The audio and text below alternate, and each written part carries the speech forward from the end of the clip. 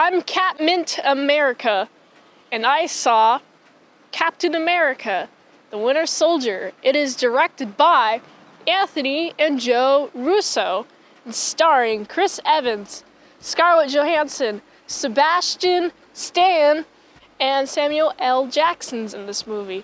This is a good movie. I like the movie a lot.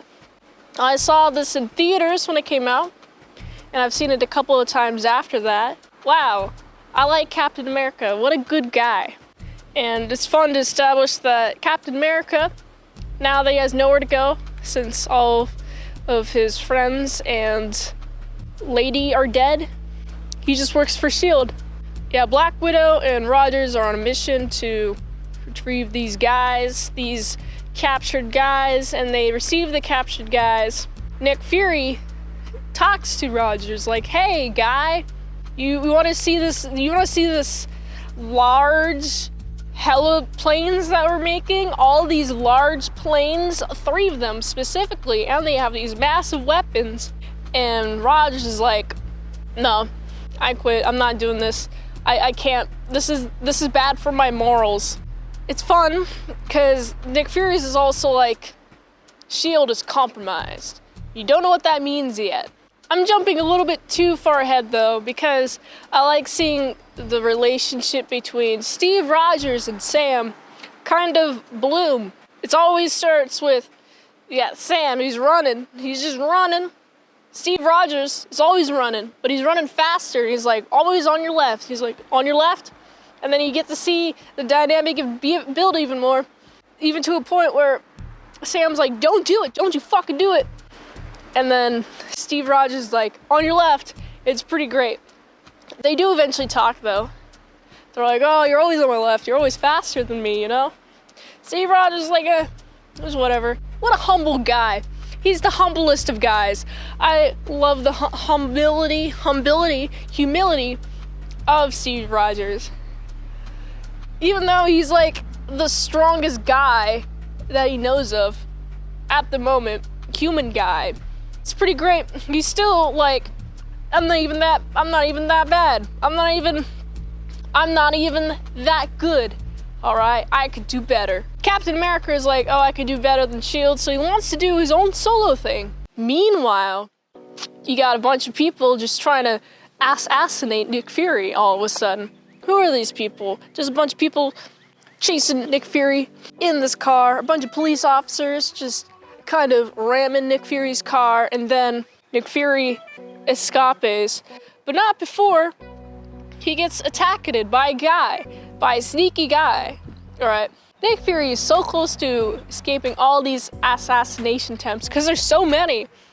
He just narrowly escapes them all in traffic, and I'm like, wow, that's very impressive. I'm very impressed that he just escaped all these murders. You're like an invincible guy. Of course, Nick Fury has to come down, and so he gets shot and he's sent to surgery, and then he's proclaimed dead. Oh no, Nick Fury's dead, whatever shall other people do. Let's go back to Steve Rogers and our good old friend Natasha, Black Widow, you know, those 2 people. They're like, what happened to Nick Fury? What's going on? What's all this madness going on happening? They don't have to guess, because shortly after, a guy appears. Who is this guy? An assassination guy. He's trying to have so many attempts at assassinating everyone, specifically Nick Fury. There's this point where Steve Rogers notices the guy who shot Nick Fury and just chases him. Goes off after him, starts running on the building, ceiling, building, top, roof, the roof. He starts running on the roof. They're like evenly matched, and they're evenly paced. And it's fun to see that, oh, no one's actually as strong as Captain America until now. And it's like, what is this? What is this atrocity that I'm hearing? Someone stronger than the super soldier? What? So yeah, that's that. And I like seeing the guy. He has a mask on. You can't see his face at all. But he has a metal arm. Yo, I dig that metal arm. When I first saw that metal arm, I was like, what? Metal arms? They're a possibility? what? I didn't even know you could draw people with metal arms. At this point, I'm like 13, right when I started drawing metal arms. As soon as I saw these movies, I was like, I gotta get in on this action. And I never stopped since. Bucky gets away though. He leaves. Goodbye, Bucky. It was nice meeting you. And of course, since Bucky exists, Captain America and Black Widow are like, who's this guy? And as more and more of this is happening, you get more and more news that S.H.I.E.L.D. is compromised. You get to figure out what that actually means. Why is S.H.I.E.L.D. compromised? You didn't even let me know. The cliffhangers, come on, man. Great writing, though. So we get to see that actually Hydra's in control of S.H.I.E.L.D. You get a bunch of these council people. You get a shot of these council boards, plus this head honcho guy who looks pretty old. And that guy, to assert his evilness, just shoots a guy. Bam! As like, he's holding his gun. It's like, all right, guys, let's all just chill out. And the council member has called upon Nick Fury. And the council member is all evil and such.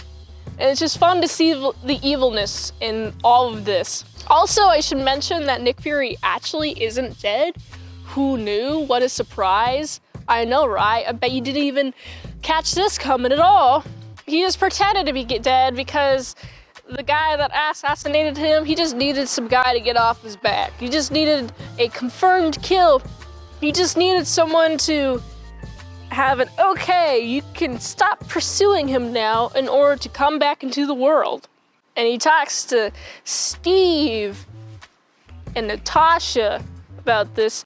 And Nick Fury just walks up into Steve Rogers' apartment at one point.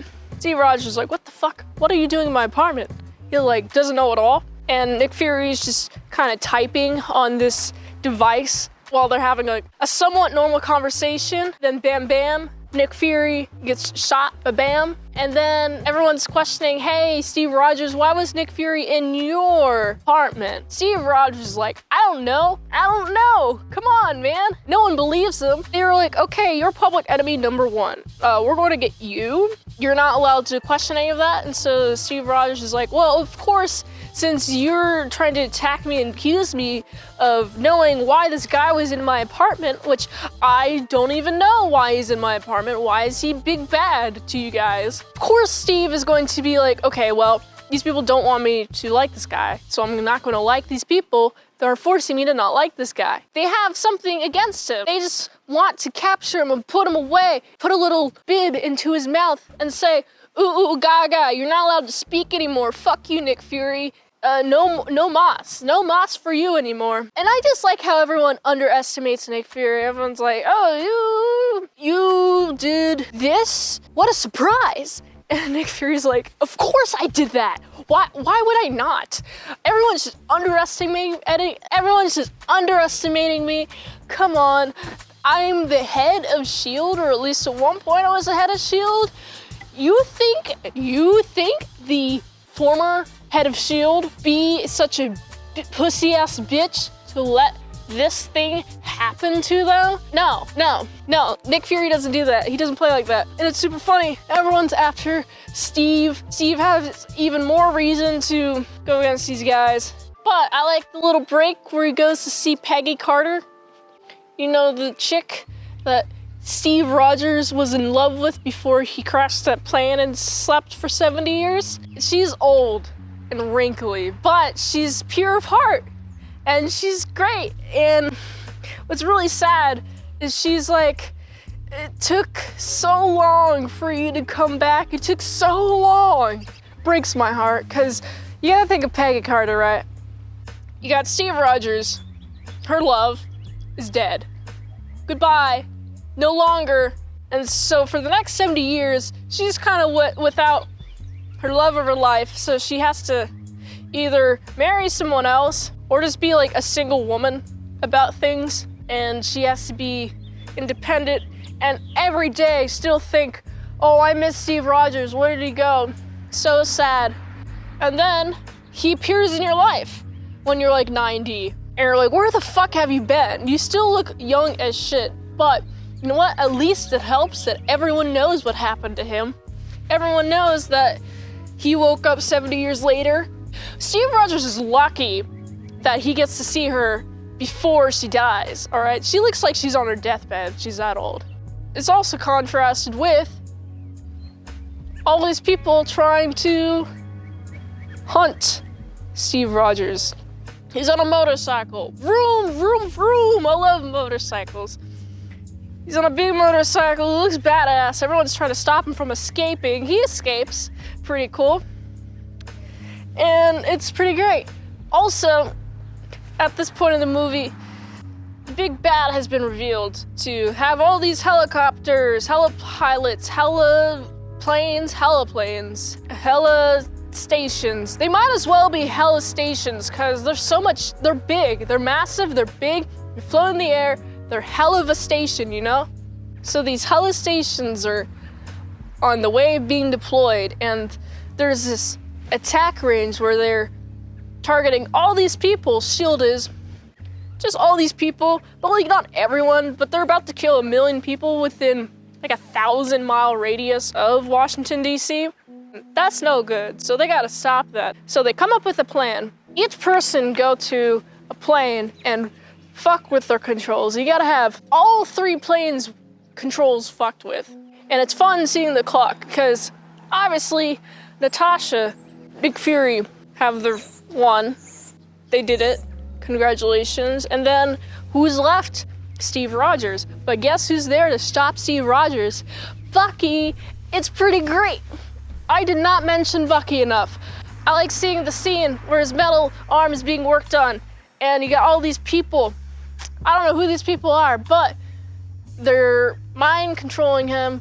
Bucky's like, I knew that guy. And they're like, no, you didn't. No, you didn't. I was like, yes, I did.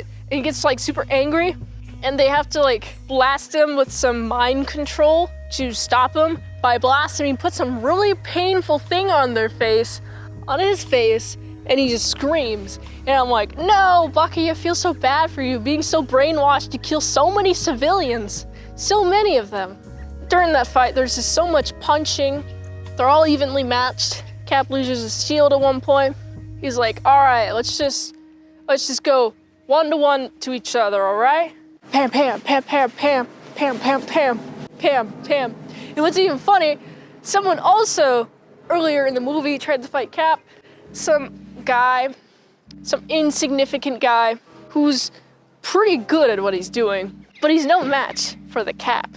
He taunts him. He's like, let's see you without your shield. He drops his shield. The guy runs at him, right? And I just love seeing this. You got Captain America standing still till the guy runs at him, and then he's like, just like that, and gets the guy deaded. He doesn't actually die. He knocks out, he gets thrown into a door, and then that's when you see Natasha stealing the ship plans. That was pretty good. That's useful. Thank you, Natasha. Anyway, back to the battle, fighting it out. It's a pretty intense scene. They're evenly matched. And Steve, the entire time, is trying to convince him, hey, you're actually a guy that I know. More importantly, you're one of my friends. And he knows this because he gets a document on this guy that tells him his name. And eventually, they do kind of figure out, but like not explicitly.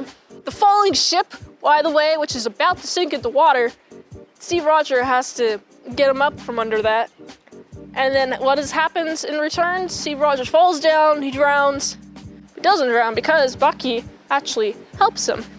Takes him to shore, he just walks off. I'm like, huh, that's very nice. Good on you, Bucky. You're a good one. The movie ends with all this destruction and all this stuff, all this debris. The debris is everywhere. However, we gotta clean up this massive amount of debris. And after that massive amount of debris, that's all I remember from the rest of the movie. Man, I really liked that movie. Fun dialogue. I really like the character of Steve Rogers. What a noble guy. He is the goodest of guys. I firmly hold my ground with that position. There is so much tension, and I felt so much of the tension just in my body. And it was very exhilarating to watch. It was very eye-catching, eye-gluing. It glued my eyes to the screen, and I couldn't look away. I was like, how is Captain America going to defeat the first Winter Soldier? And it's pretty great. I highly recommend this movie. I give this movie a solid 8 out of 10. For $3 a month, you get some vlogs, plus some early look at Mint Salad Saws, some drawings, some vlogs, whatever. You can check it out, patreon.com/ASEPresents. Until next time on Mint Salad Saw, I'll see you later, my salad croutons and bacon bits.